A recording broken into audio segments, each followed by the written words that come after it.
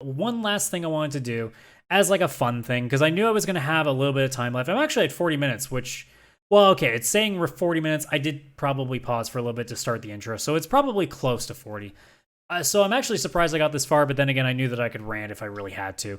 So I'm going to do a fun little thing for you guys where I'm just going to give you a top 5.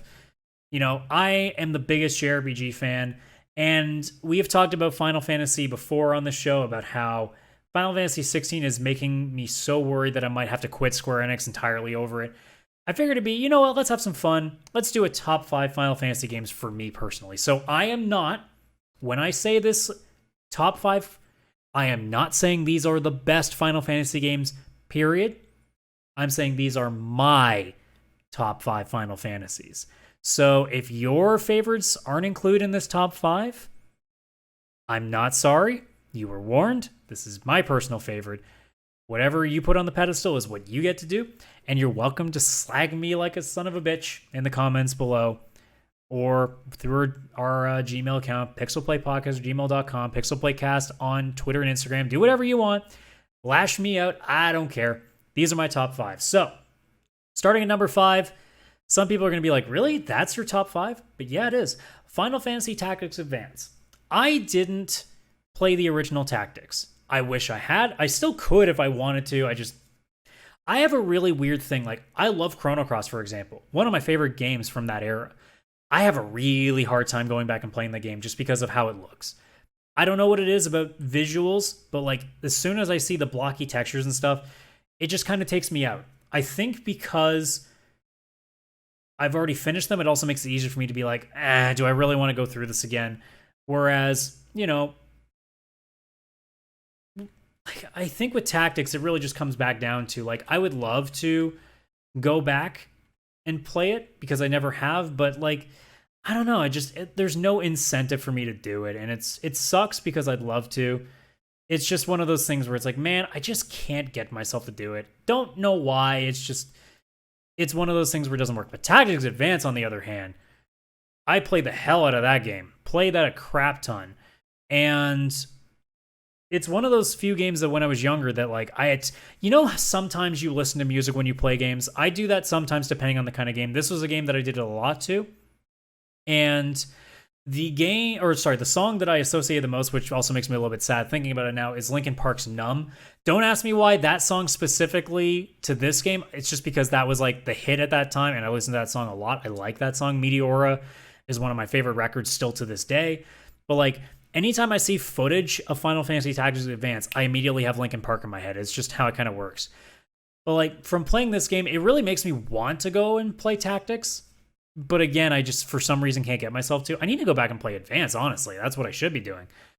But like, I love a good strategy game. I mean, I've tried other games like XCOM does really well. Mario Rabbids, when I got to play that at a friend's place, I really liked a lot. Oddly enough, I tried Fell Seal and for some reason couldn't get into it. I can't really tell you why.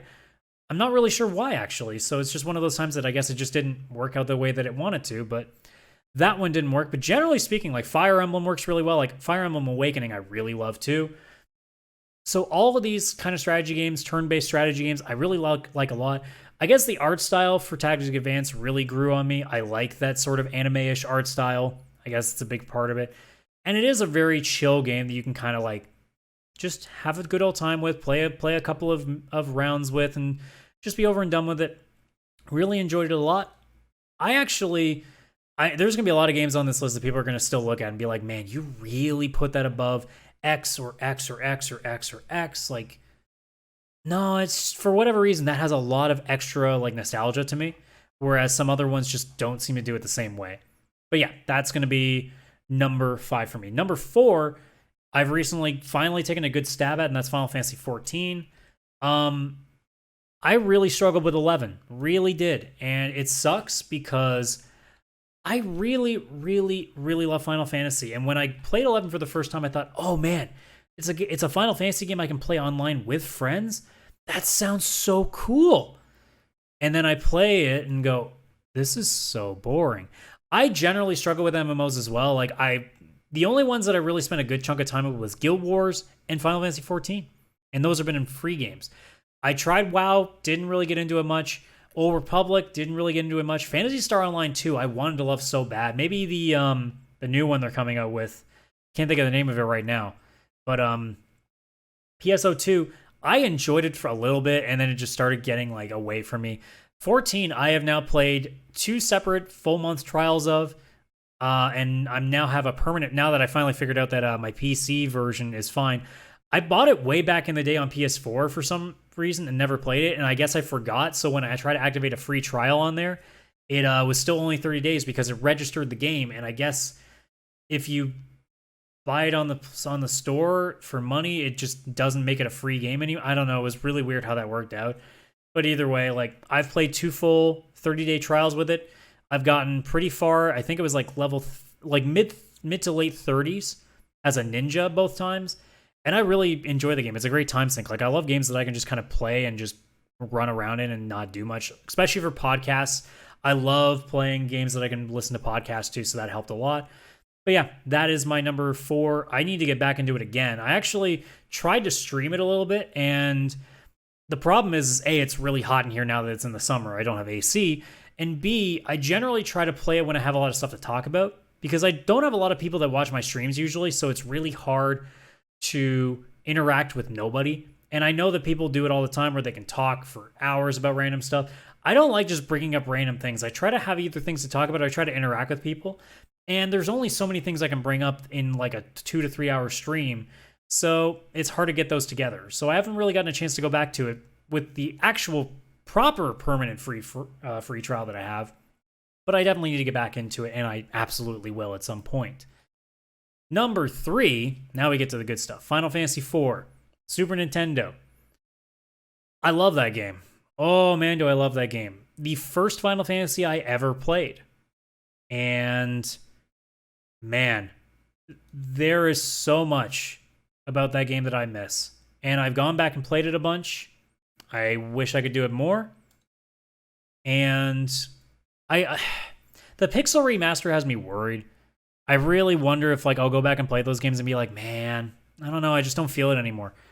I have gone back and beaten 6, which I'll get into shortly, but 4 is one of those weird ones that like, I think the last time I finished it would have been, it's in at least a decade, I would say. But there's still a lot about that game that I like a lot. The nostalgia factor is a big part of it. The music is fantastic in that game. And again, the Super Nintendo games, I'll say this with 6 as well when I get to 6. I guess I'm spoiling what one of my last 2 are. But the Super Nintendo JRPGs to me are timeless. I could still play them today like they were indie games. If I had never played a Final Fantasy game before and you threw 7, or not 7, Jesus. If you threw 4, 5, or 6 at me, I'd be like, man, these are really good. Like, who made this? I'd be like, Square. I'm like, when did Square come out with this? Oh, this is like a 20-year-old game. What? If I never would have known, because these games are just, the visual style has evolved to almost being like the exact same as a lot of indie games are now. The characters I really love in this game, like Cecil, Rydia, Kain, obviously a lot of people love Kain. I even love Golbez as a villain until they kind of screwed that up and did the whole, lol, this is actually the guy who's been running it in the last like hour of the game. But, you know, that's apparently JRPGs love to do that. I don't know why, but that's the thing they love to do. They really did some cool things with stakes. I mean, I guess I'm going to spoil a lot of stuff with this game, but I mean, this game's like 20 plus years old. What do you want? The fact that there are actual people that die in this game, like Tella dies in this game, Palom and Porum were supposed to, and they didn't. They pull a lot of the just kidding, they're not dead things, like Yang almost dies at least once. Sid, I think, dies almost twice. Like, it happens a lot where people just kind of, instead of, because you only run with a 5-person party, I think, through most of the game. So a lot of the times they have to find ways to write people out. Like, for example, very early on, Yang falls out of a ship because of Leviathan, so you lose him and Rydia for a while, and you end up in a completely different area with a different party. Like, all that stuff happens. So they found some weird ways to write people out. And most of the time it's meh, like it could have been better. There are a few that's just like, wow, okay.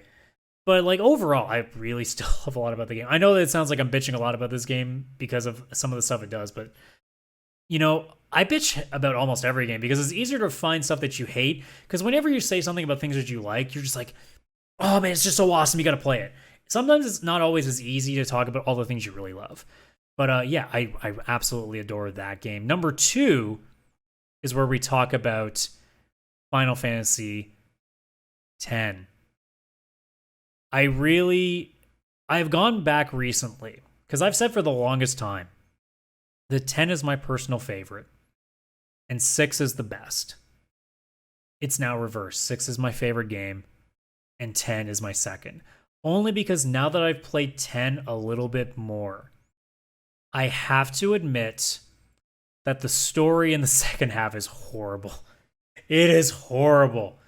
The fact that, like, the entire time, again, going to be spoiling a game that's over 20 years old. I think it's going to be 20 at the end of this year. I think it was October, November this year, or this year it'll be 20 years.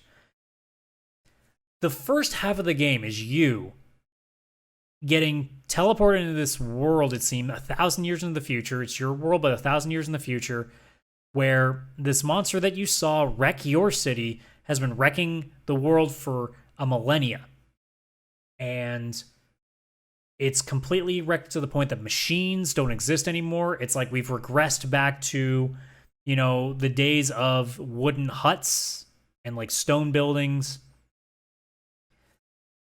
And you're trying to get back home, or trying to figure out what the hell you're doing, or trying to find like any way to belong in this world. And then you get to the second half of the game where it turns out, lol, just kidding, the monster is actually your dad. And by the way, you're just a dream. You're actually going to fade away once you get rid of sin. You know, the big baddie is actually this really weird, like, firefly projection. Because again, we got to do the lol, just kidding. This is the real power behind all of it.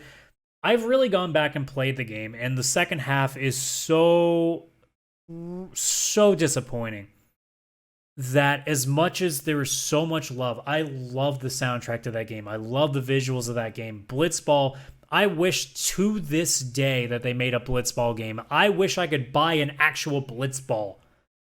I love that part of the game. My girlfriend's actually playing it for the first time. She has just got to Luca. I cannot wait to go back and play Blitzball to help get her through that final match.